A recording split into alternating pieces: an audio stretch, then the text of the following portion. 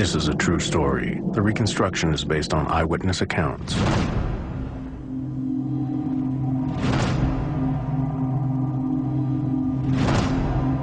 A giant aircraft stands on the tarmac at Marseille in France.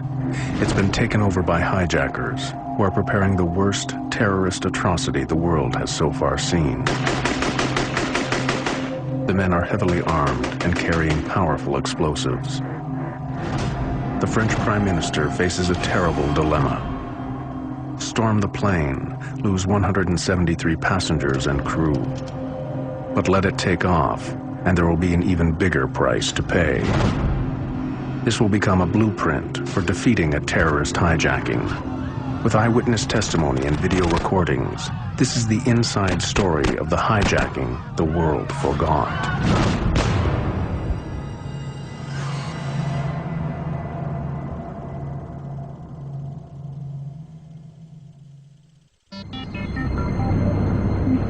It's Christmas Eve, 1994.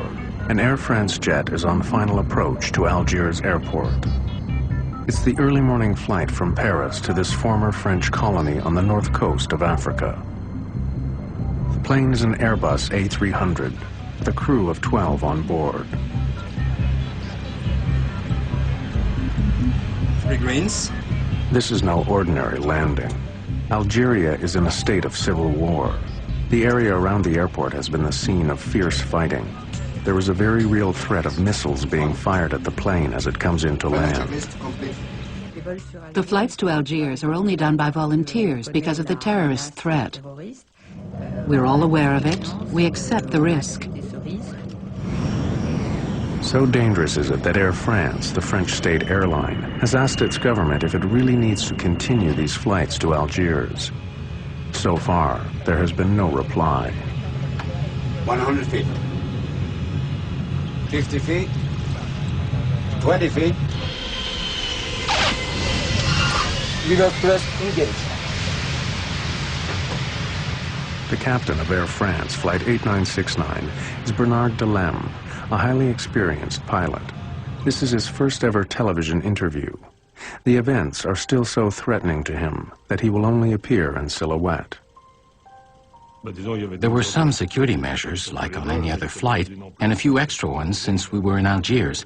But at my level, I had no qualms about flying there. Even now, 10 years later, I can still say that I like doing in Algiers. The plane will only be on the ground for the short time it takes to clean, refuel, and board the passengers for the return flight. They are mostly Algerians, but many are French, escaping for a while the perils of life in Algeria.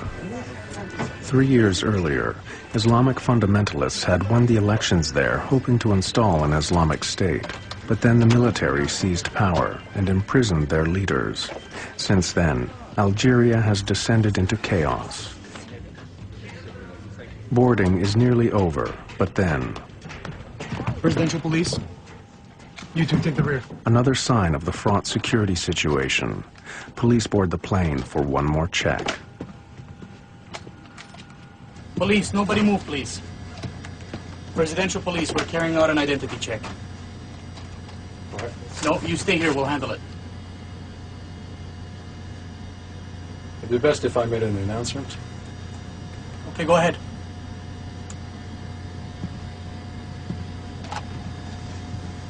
Ladies and gentlemen, good day. This is your captain speaking. There will be a short delay while the police will come to their cabin to carry out a passport check. Please remain seated. We apologize for the inconvenience. We should be on our way shortly. Passport. Passport. When they came towards us, they were armed. And that's really unusual. Passports, please. This unauthorized delay to Flight 8969 is making the military suspicious. Algerian special forces, known as the ninjas, are already heading towards the plane. I looked outside and I could see the ninjas out there, the Algerian special forces. I said to myself, why are there so many of them? Route. Tarout means infidels. And when he said that, I knew straight away that they were terrorists. There it was. All of you, get to the back! Hurry! Shut that voice of Satan! Sit down! You two, don't move! Nobody move! We are not the police. We are Mujahideen. The men are not police, but terrorists. They belong to a violent group of Muslim extremists. They aim to force an Islamic state on Algeria no matter what it takes, and seizing the plane is part of that plan. We will succeed, inshallah! When that happened, it was like a rock falling. Like lead. I don't know which. It was horrifying. Look at this! This is a very powerful bomb! There are others just like it! Ready for a great fireworks show in the sky! We are the Mujahideen of the people! God has chosen us to die, and you to die with us! The leader, 25-year-old Abdullah Yahya, is a notorious killer. There is nothing to fear! God awaits us all in his heavenly paradise.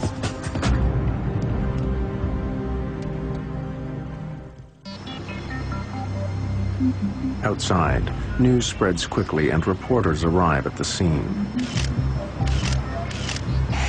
In Paris, the French Prime Minister is urgently recalled from his Christmas holiday.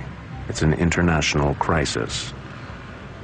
I spent the whole afternoon on the phone trying to find out exactly what was going on. It was pretty confused. The Algerian authorities were determined to get tough, and it was difficult to discuss the problem with them. Give me your jacket, Captain. Back in Algiers, the terrorist leader Yahya decides they will put on the flight crew's uniforms to confuse any army snipers. Meanwhile, in the cabin, one of the terrorists is not happy with what he sees. Cover your head! Cover your head more!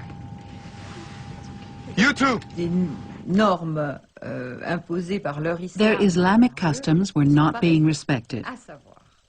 Men and women sharing the same toilets, sitting next to each other. And above all, women with their heads uncovered.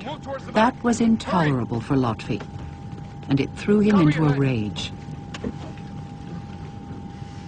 What do you mean? Now, 2 hours into the hijacking, the terrorists want to talk to the Algerian military. You in the tower!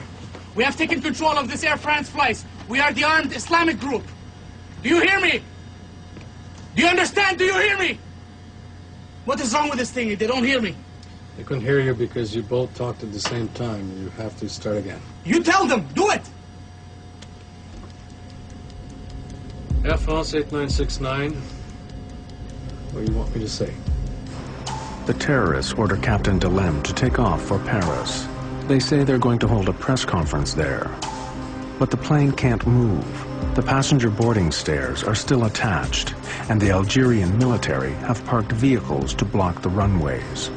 Air France 8969. The passenger boarding stairs are still in place. Please remove them immediately. They meet with a blank refusal. Things are starting to go wrong for the hijackers. The Algerian strategy is not to give way on a single point, but it's a dangerous policy, as they are soon to find out. We are going to blow up the world! We are going to blow up the plane and everyone in it! Do you hear me? Do you hear me? Armed terrorists have hijacked an Air France jet at Algiers airport. They want to leave for Paris, but the government won't let them. It's a stalemate for the moment. I'll say it one more time. Please remove the boarding stairs so that we can leave for Paris. You think we are joking? We will show you how we are joking. We are soldiers of God. We are ready to die. We will show them. The terrorists are about to send a message to the Algerian government. During the passport check, they have identified an enemy among the passengers, an Algerian police officer.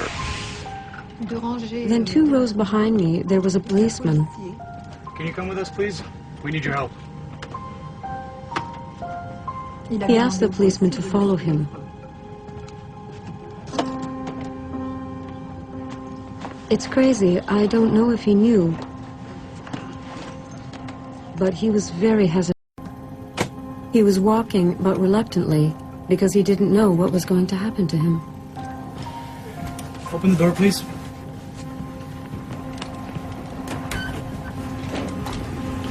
So please take our message to the government.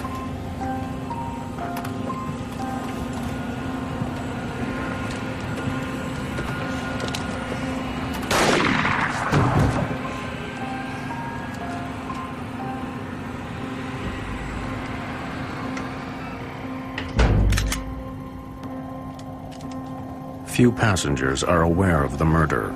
Neither are the pilots. The first contact we were allowed with the cabin was when a stewardess was allowed into the cockpit to see if we wanted anything. I said, we'd like a glass of water, because it was hard to swallow, as you can imagine. Our throats were very dry. Just then, she whispered to me, they've already killed a passenger. I was dumbfounded because we had no idea. We'd heard nothing. The passengers are growing more concerned about what's going on outside.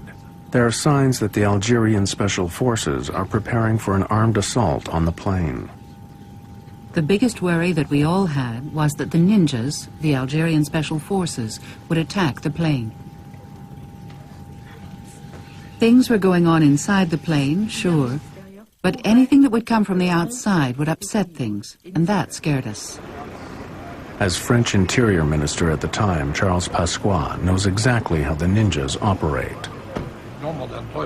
They were trained by us. We were taking a considerable risk by letting this plane stay in Algiers, because we knew that although the Algerian forces were perfectly capable of ending the siege, it would have ended in a bloodbath. The Algerian military maintained their hard line, so the terrorists are about to raise the stakes again. Another passenger must die. When they came for the second passenger, we knew things were going wrong. This passenger, he was different. He was Vietnamese, a diplomat. He was the real foreigner on this plane. This passenger was not cowed by their terror, and that must have bothered them. The Vietnamese diplomat believes that, as an outsider, he is being released.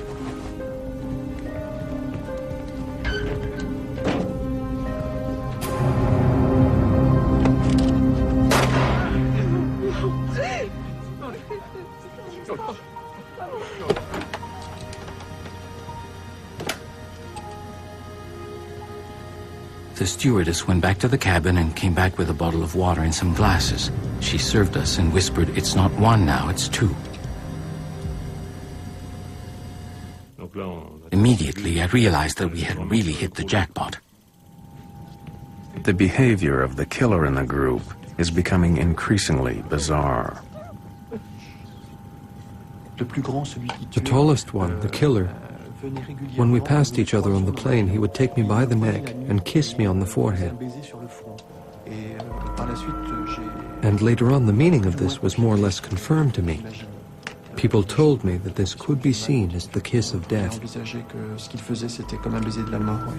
Finally, Morin plucks up enough courage to voice his fears. Can I say something?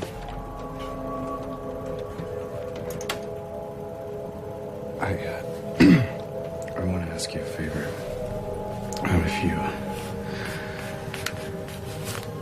If you decide to kill me,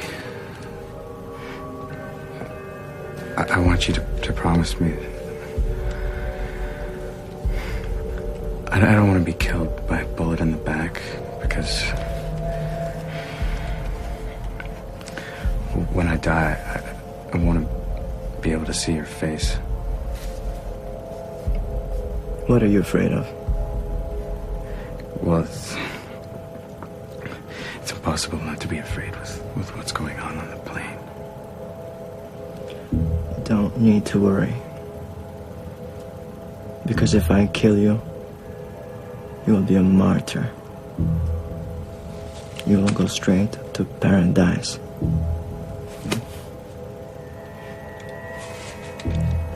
I can tell you that it didn't make me feel any better. In Algiers, it's stalemate. Neither side is giving way. In Paris, the French leaders are frustrated. They believe their own special forces could bring the hijacking to a safe end, but the Algerians refuse to let foreign troops in to sort out an Algerian problem.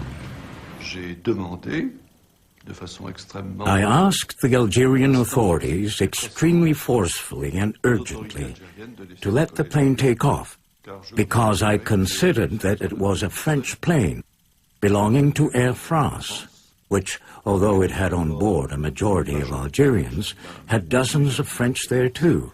So it was for us to solve the problem.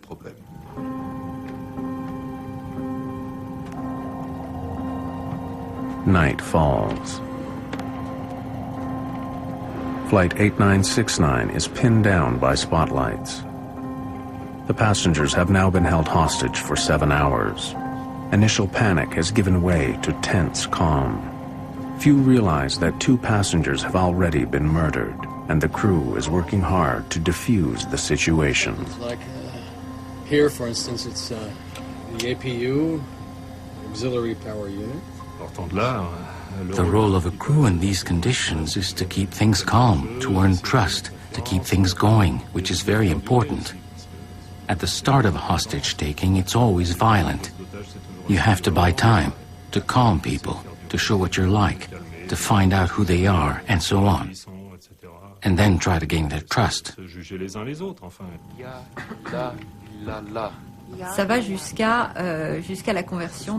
There was the conversion to Islam of 2 stewardesses, of whom I was one. It was a request from the terrorists.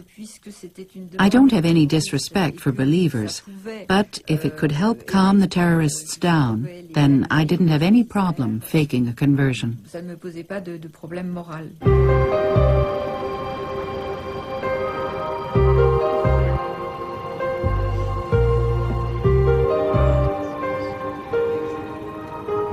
It's Christmas morning.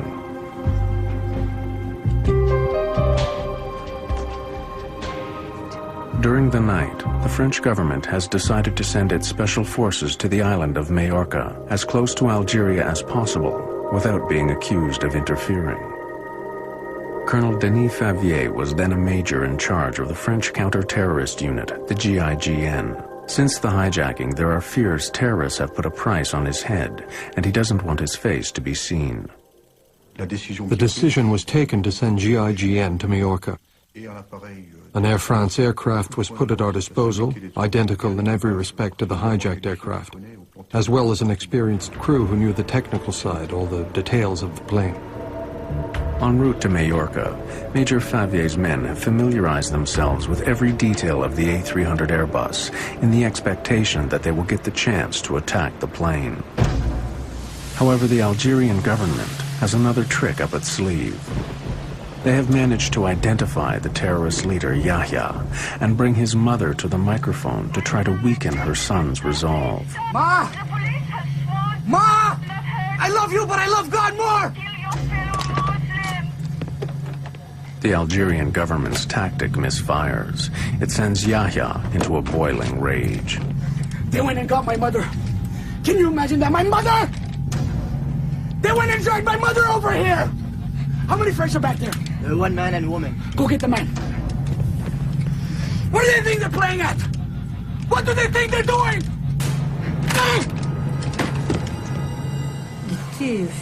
He was furious. He had no intention of changing his mind. Even the love of his mother, even his mother couldn't do anything.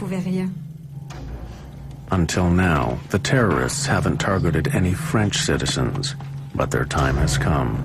2 staff members of the French embassy are on board, a secretary and a young chef.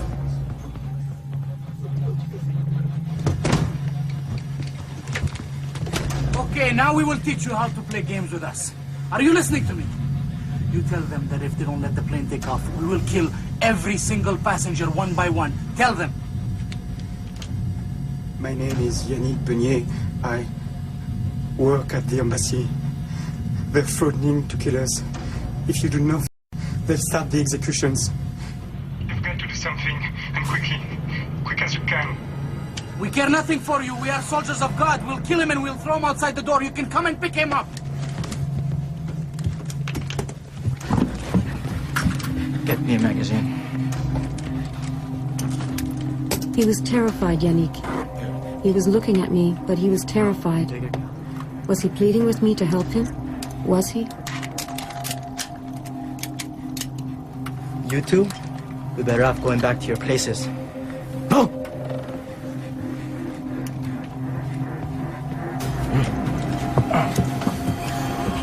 I was saying to myself, no, it's not possible. It can't happen like this. It's not possible.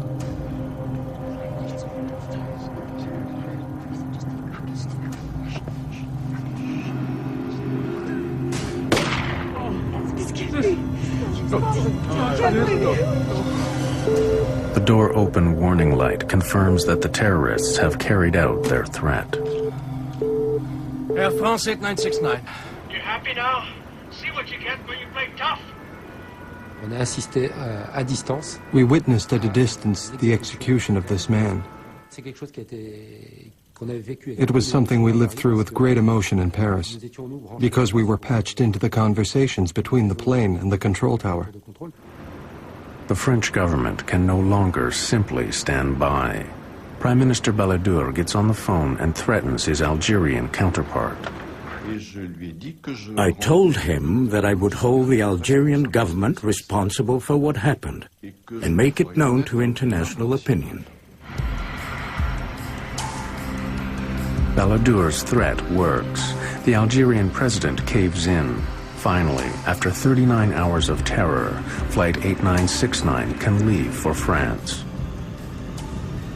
Just then, there it was. We could leave. In the plane, there was a joy you could not imagine. And really, this impression that that was it. We'd succeeded. We had all succeeded and we were going to be saved. We were leaving Algiers. But there's a problem. All the time they've been on the ground, the captain has kept the auxiliary power unit running. It's a small jet engine in the tail of the plane which keeps the power supply going. It uses around 4 tons of fuel a day. Now there isn't enough to reach Paris, only Marseille, on the southern coast of France. Navigation lights. On. Air conditioning packs.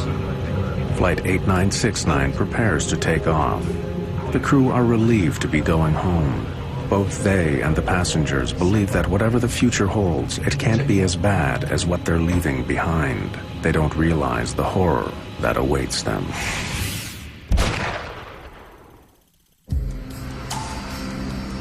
After 2 days of terror and the death of 3 passengers, the Algerian authorities are allowing Flight 8969 to leave for France. The terrorists say they're going to hold a press conference there. Before takeoff checklist completed. But before he takes off, Captain Delem is seeking an assurance from the terrorist leader. What is it? You want to get to Paris to talk to the journalists. I'll take you there. But I want to know if you're going to blow up the plane between Algiers and Marseille. Why do you ask if I'm going to blow up the plane? Because the responsibility for these passengers is on my shoulders. No, there's nothing to worry about for you or the passengers. We fly to Marseille, like you said, refuel the tanks, and then we go to Paris. I give you my word. All right. Me, I believed them when they told me that the plane would not be blown up between Algiers and Marseille. I don't know if they would have given me the same answer between Marseille and Paris. When someone's got explosives, they're not for making a birthday cake.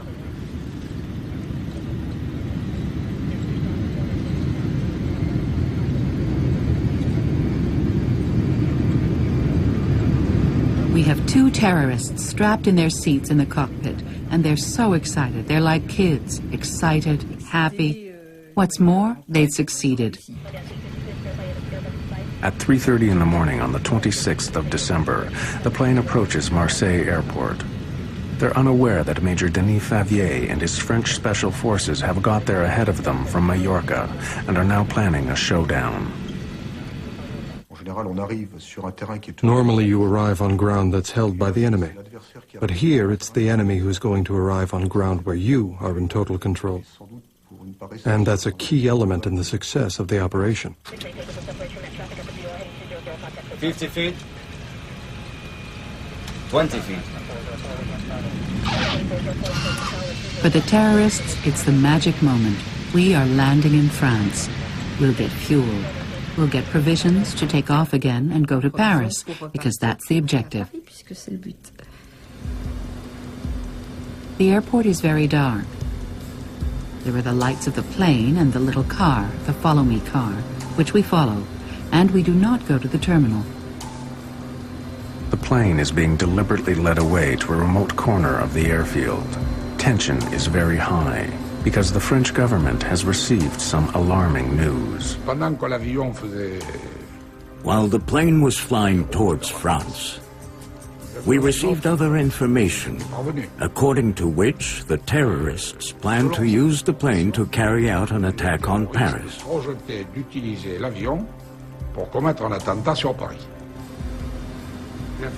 The information was credible, and we took it seriously. So the decision was made that no matter what, the plane would not take off from Marseille. No matter how high the price may be, the plane would not take off. We picked a very precise spot for the plane to park, and then we just played for time.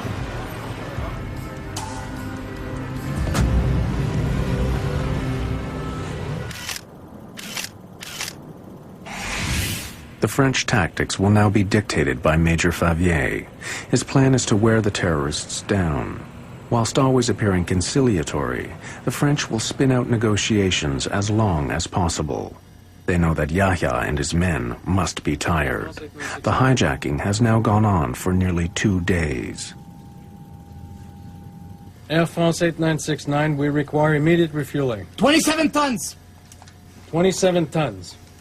The terrorists have learned that 27 tons of fuel will fill the tanks, far more than the 9 tons needed for the journey to Paris. It appears to confirm the intelligence report. The plane is to be used as a firebomb.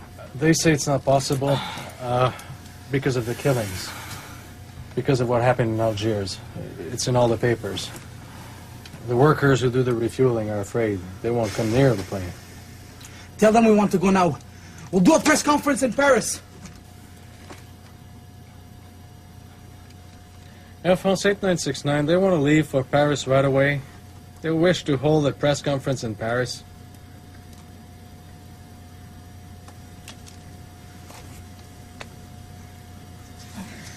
They say, why go to Paris while all the international press has come here to Marseille? They're all here. Why do a press conference in Paris? There's no point. We can do it here on the plane. Major Favier has baited the hook. Will Yahya bite? Tell them we want CNN. Tell them we want CNN. Air France 8969, they want to speak to CNN. The terrorists agree to a press conference aboard the plane, little realizing that it's all part of a clever plan. Tactically, this press conference was important because it enabled us to get some of the passengers moved to the rear of the plane. The negotiators ask that the front of the plane be cleared for the press conference. The real reason is to create a passenger-free zone for the French special forces when they storm the plane. Because what the terrorists don't realize is that the plane's doors can be opened from the outside. Are they coming? No, not yet. By now, the plane has been sitting on Marseille's taxiway for 12 hours. The GIGN know how many terrorists there are and where they are. It's believed they've planted microphones on the fuselage of the plane. Now they're waiting for the sun to go down to take advantage of the dark. On the plane, they know nothing of this. They're still waiting for the press to arrive. Tower 8969. Everything's ready here. You can send the press now.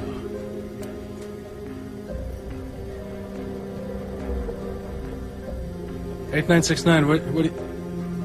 What do you mean they're not ready? No. You said they were ready over an hour ago, and you were going to get them. Come on, there's not much time left. There must be hundreds of journalists there. This will be the biggest scoop of their careers. They're up to something. We can't stay here. I assure you, it's... Captain, move the plane over there. I promise you, we'll be... Captain, move it right now. Do it. Move the plane over there where the other ones are. We'll be fine. I promise. Move the planes! Go over there where the other ones are! Do it! Do it! Let's go. Start engines. Suddenly, all Major Favier's plans are in disarray. Yahya, the terrorist leader, now has the initiative. Tactically for us, the situation was very bad. Our positions were based on the plane being parked at point A, and all of a sudden it's at point B. So we have to reorganize very quickly. Captain Delem is forced to park right at the foot of the tower, close to the terminal and other flights. If they blow up the plane now, the casualties could be enormous. Tell them it's too late now! There won't be a press conference. It's too late. It should have been done. Tell them to fill the tanks. We're leaving. They have until 5 o'clock. At 5 o'clock, we're taking off. Tell them, Captain, do it. I've had it. Do it. Air France 8969. Major Favier is having his men picked up as fast as possible to move to new positions. He puts snipers on the terminal roof where they will have a view of the cockpit. He only has a few minutes to set up his emergency plan. A cavalry charge of passenger boarding stairs. 3 air stairs and 30 men. This is the plan. Penetrate by the 2 rear doors, with 2 teams of 11 men each at the rear right and rear left doors, and then a penetration by a smaller team of 8 men at the front right door to gain control of the cockpit, since we know that the terrorist leader is in the cockpit. Our intention is to cut off the cockpit from the rest of the plane. By 5 o'clock, no fuel has been delivered. The authorities have no intention of allowing the plane to take off.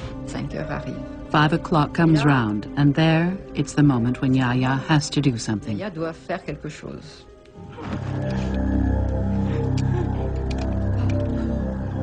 Yahya enters the cabin to choose his 4th victim, but he seems reluctant.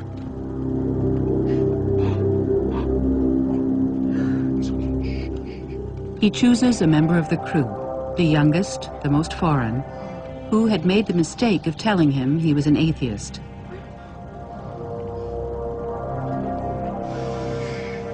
I don't want to do this. But I got no choice.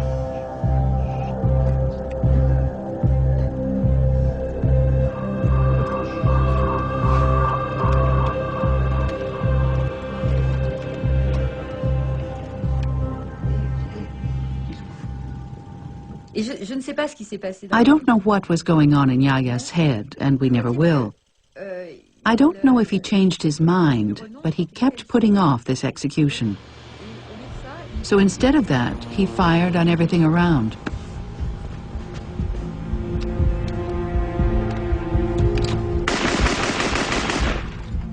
The hijackers know they are in the endgame now. But then they discovered there was a public address, and they started reciting verses from the Quran. It was very difficult because it was the prayers for the dead. We had to prepare ourselves for death. We were going to die as martyrs. God was waiting for us.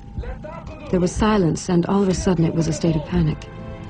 The terrorists believe the French negotiators are in the control tower. They decide to send them a message.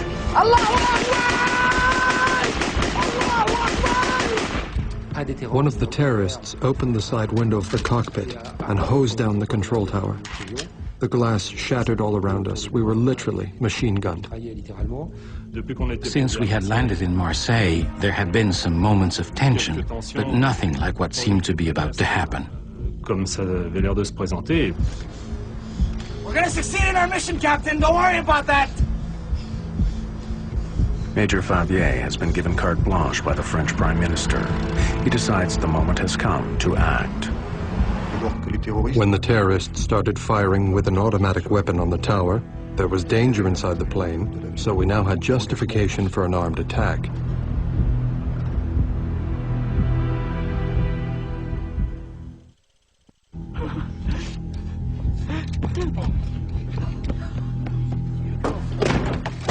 They're coming! The Daru are coming! At that moment, everybody understood, them and us, that it was the beginning of the assault. The cavalry charge is underway. This is actual footage of the attack. There are 8 of us on the front right air stair. The first air stair gets to the aircraft. There's a small problem with the height, as it was a little bit higher than the door. The door hits the top of the air stair, a slight step back, the door opens, the air stair touches the plane, and the group goes in. Then it's the apocalypse. Get down! Get down! Don't move! And then the group that has gone in comes under a deluge of fire from the terrorists who shoot at everyone who enters, an extremely murderous fire. There's not a moment's doubt about the nature of this gunfire. They are shooting to kill. At the rear of the plane, the 2 other squads of Fabier's men enter. So I hear, hands on your head, don't move, hide, get down as low as you can. I just wished to escape. The situation we were in was extremely violent, so I pulled the overcoat I had over my head so I wouldn't see the tracer bullets whizzing past, nor what was going on around. Hundreds of bullets are whistling through the cabin. Grenades are exploding. There is smoke and confusion everywhere. I was in a rather bad spot, so I tried to make myself as small as possible. You stop breathing, and you imagine that you're hard enough to stop the bullets. The snipers on the terminal roof can see the terrorists in the cockpit, but frustratingly can't get a clear shot. The co-pilot is blocking their view, but that problem is about to be solved.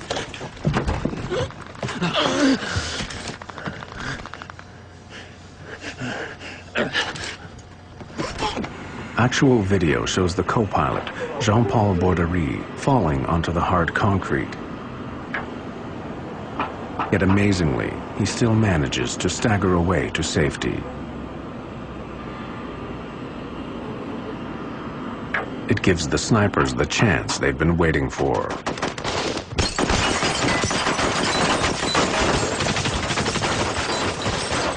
At the rear of the plane, the GIGN squad begin evacuating the passengers down the emergency chutes.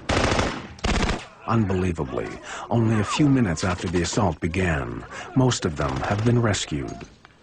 By now, only 1 terrorist is left alive, but he is going down, fighting. There was only the flight engineer and me left in the cockpit. We looked at each other, and there's just this one terrorist. He looks at us, one after the other. His 3 colleagues are here, dead or nearly so. Out of spite, he could have killed both of us. He didn't. What more can I say? I think that after 54 hours, there is mutual recognition and respect, quote-unquote, between the terrorists and the hostages. Yes, bonds were created in this drama. And I think these bonds were activated, and that they perhaps contributed to saving the lives of some members of the crew.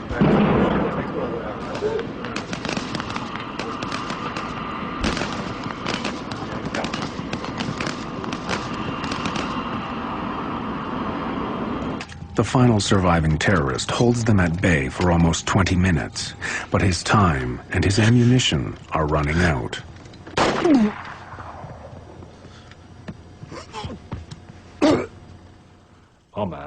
The flight engineer and I looked at each other. We knew exactly the situation we were in.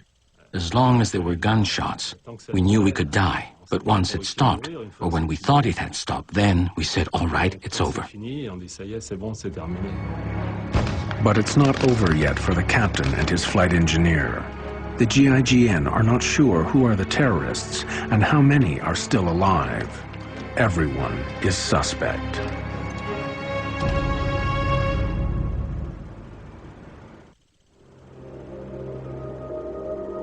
The battle in the cockpit has been so fierce that everyone believes the flight crew have been killed. The GIGN suspect that anyone alive may be terrorists in disguise.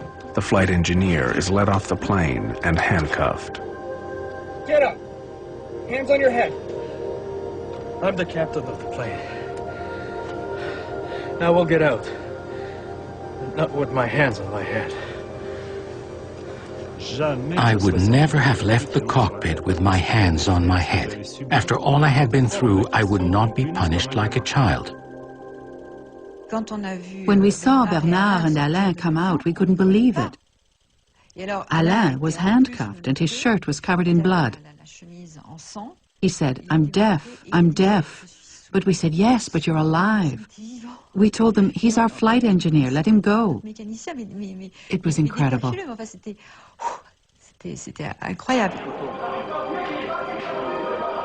For 20 minutes, the gun battle has raged on board the crowded aircraft.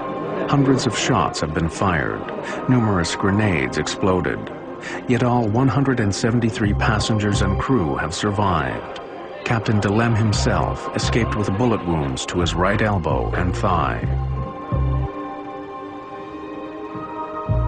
The crew had a specific responsibility, the duty to save the hostages and to safeguard the plane. The crew in general and the captain in particular, they all rose to the occasion. 9 of the 30 GIGN men have been wounded, 1 seriously. When I assessed the gravity of the GIGN men's injuries, and when we learned that none were fatal, then yes, I could consider that the operation overall had been a success. Out of the 161 passengers on the plane, only a few have suffered slight injuries, a huge relief for the French Prime Minister. I cannot say that I was calm that day, but I considered that there was no other decision to be made than the one I took.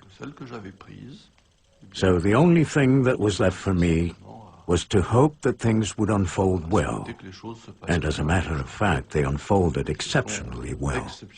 I would not have dreamed that they would go that well. All the GIGN and the crew members, 45 people, received high national honors for their courage. For a long time, I kept seeing the faces of the 3 dead passengers that I couldn't save. Then, when the time of the medals came, I realized that I had helped save 170 people.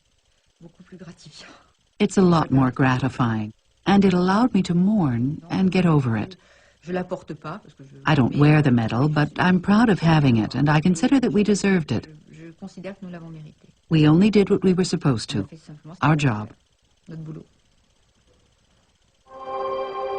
It was a textbook mission, one of the most successful anti-terrorist operations ever carried out.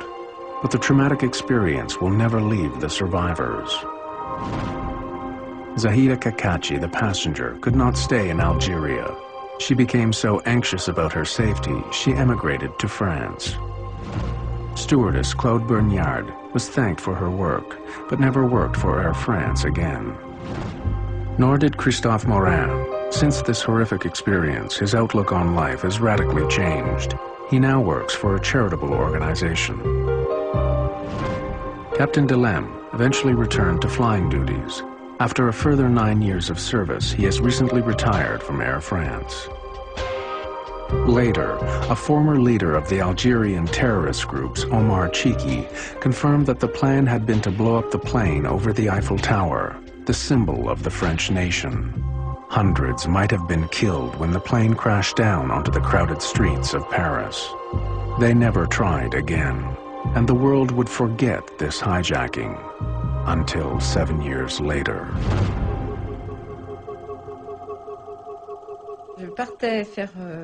I went to do some shopping and I bumped into a friend who said, "A plane has crashed into the World Trade Center." I went home and stayed sitting in front of the television for 24 hours. I couldn't move or eat or do anything. All those images came back to me, and I asked myself, is that what was supposed to happen to us? qui devait nous arriver. C'est surtout le vertige de... Above all, I kept thinking, we had apprentice terrorists, boys who didn't understand very well what they were doing. But voila, they taught everyone a lesson. Toutes les bonnes leçons.